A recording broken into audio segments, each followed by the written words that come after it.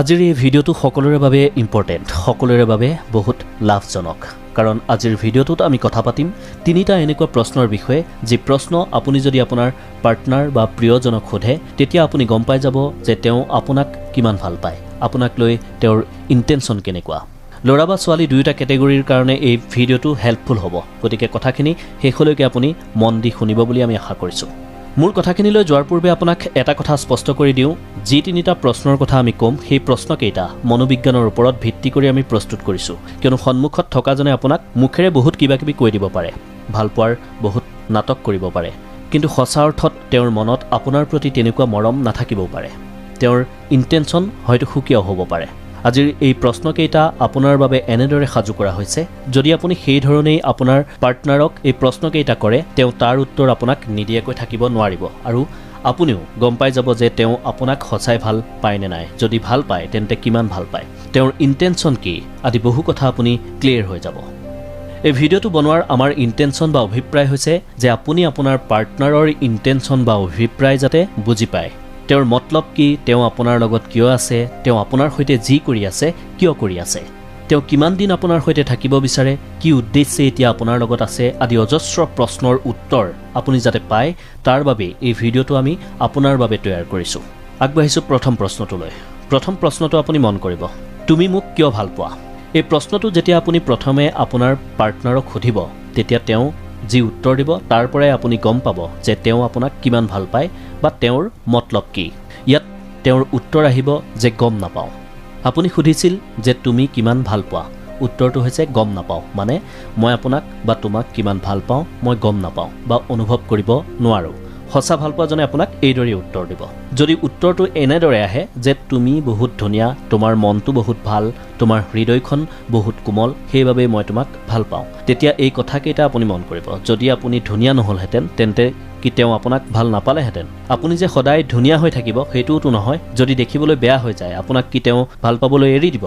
আপোনাৰ মনটো বহুত ভাল বা আপোনাৰ হৃদয়খন বহুত কোমল, সেইবাবে আপোনাক ভাল পাওঁ, তাৰ মানে আপোনাৰ কিছুমান কথা বা আপোনাৰ কামে তেওঁক সেয়া অনুভৱ কৰাইছে।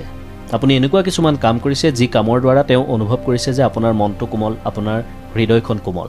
যদি আপুনি কৰা সেই কামখিনি কম বেছি হয়, সদায় যে একেই থাকিব সেইটোওতো নহয়। যদি আপুনি দিয়া সেইখিনি তেওঁ কম অনুভৱ কৰে তেতিয়া তেওঁৰ ভাল পোৱা কমি যাব পাৰে। আমি কি ক'ব বিচাৰিছোঁ আপুনি নিশ্চয় বুজি পাইছে।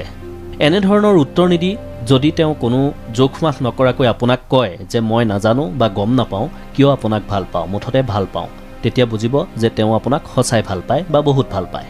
দ্বিতীয় কুৱেশ্যনটোলৈ যোৱাৰ পূৰ্বে যদি আপুনি এই ভিডিঅ'টো এইখিনিলৈকে চাই ভাল পাইছে তেন্তে চেনেলটো ছাবস্ক্ৰাইব কৰি বেল আইকনটো ক্লিক কৰি থওক, যাতে এনেধৰণৰ নতুন নতুন ভিডিঅ' আপুনি কেতিয়াও মিছ কৰিবলগীয়া নহয়।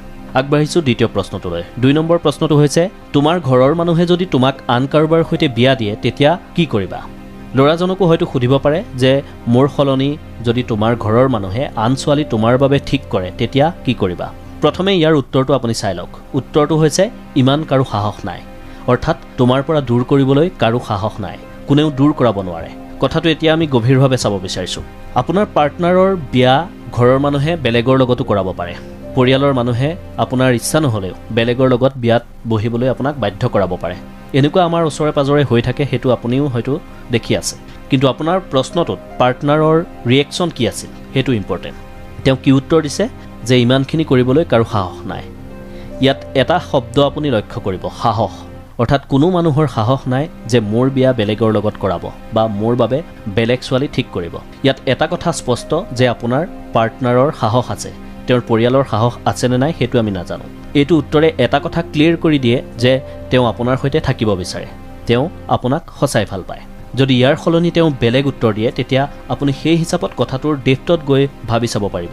3 নম্বৰ প্ৰশ্নটো হৈছে, তোমাৰ ওচৰত যদি জীয়াই থাকিবলৈ মাত্ৰ 24 ঘণ্টাহে থাকে তেতিয়া মোৰ লগত কি কৰিব বিচাৰিবা? এই প্ৰশ্নটো যেতিয়া আপুনি পাৰ্টনাৰক সুধিব তেতিয়া আচৰিত উত্তৰ আপুনি লাভ কৰিব। ইয়াত আপুনি তেওঁৰ আচল মতলবটো বুজি পাব। প্ৰথমে আমি উত্তৰটোলৈ আহিছোঁ। আচল উত্তৰটো হৈছে যে তোমাৰ কোলাতেই জীৱন ত্যাগ কৰিব বিচাৰিম। প্ৰশ্নটো কি আছিল যে তোমাৰ ওচৰত যদি জীয়াই থাকিবলৈ মাত্ৰ 24 ঘণ্টাহে থাকে, অৰ্থাৎ জীয়াই থাকিবলৈ মাত্ৰ এটা দিন পাব। প্ৰশ্নটো এনেকৈ নকৰিব যে তোমাৰ ওচৰত জীয়াই থাকিবলৈ 24 ঘণ্টা যদি বাকী থাকে তেতিয়া কি কৰিবা? কি কৰিবাই নহয়, মোৰ লগত কি কৰিবা এই শব্দটো আপুনি ইউজ কৰিব, মোৰ লগত। যদি অকল সোধে কি কি কৰিব বিচাৰিবা তেতিয়া সিম্পল উত্তৰ আহিব মই সবৰে লগত কথা পাতিব বিচাৰিম সবকে লগ পাব বিচাৰিম এইটো খাব বিচাৰিম আদি বিভিন্ন উত্তৰ আপুনি পাব কিন্তু স্পেশালি মোৰ লগত শব্দটো আপুনি ব্যৱহাৰ কৰিব লাগিব মোৰ লগত কি কৰিব বিচাৰিবা 24 ঘণ্টাত হয়তো কোনোবাই ক'ব পাৰে তোমাক মৰম কৰিব বিচাৰিম তোমাৰ লগত ফুৰিব বিচাৰিম পুৰা 24 ঘণ্টা তোমাৰ সৈতে ভালদৰে পাৰ কৰিব বিচাৰিম প্ৰতিটো সেকেন্ড তোমাৰ সৈতে থাকি পাৰ কৰিম বা কোনোবা লৰাই হয়তো কৈ দিব পাৰে যে তোমাৰ সৈতে ফিজিক্যাল হ'ব বিচাৰিম তোমাক কিছ কৰিব বিচাৰিম আদি বহুত উত্তৰ আহি যাব কিন্তু প্ৰকৃততে যিজনে আপোনাক ভাল পাব তেওঁ কেৱল এটাই উত্তৰ দিব যে তোমাৰ কোলাতেই শুই জীৱনটো ত্যাগ কৰিব বিচাৰিম কাৰণ যি সঁচাই ভাল পাব তেওঁ এইটোই ভাবিব যে এতিয়া আৰু জীৱনটো যেহেতু নাথাকিব সকলো যেহেতু শেষ হ'ব গতিকে অন্তিম উশাহটো যাতে তেওঁৰ কোলাতেই ল'ব পাৰি শেষ উশাহটোৱে যাতে তেওঁতেই জিৰণি লয় এই কথাই প্ৰমাণ কৰে যে তেওঁ আপোনাক কিমান ভাল পায় ভিডিঅ'টোত আজিলৈ ইমানেই আপুনি যদি সঁচাকৈ ভিডিঅ'টো চাই ভাল পাইছে তেন্তে এটা লাইক কৰি দিব চেনেলটো সাবস্ক্ৰাইব কৰি বেল আইকন ক্লিক কৰি ল'ব যাতে পৰৱৰ্তী ভিডিঅ'সমূহ আপুনি নিয়মিতভাৱে পাই থাকে ইমানখিনি সময় আপুনি আমাৰ সৈতে থাকিলে তাৰ কাৰণে আপোনাক অশেষ ধন্যবাদ আন এটা ভিডিঅ'ৰ সৈতে পুনৰ লগ পোৱাৰ প্ৰতিশ্ৰুতিৰে আজিলৈ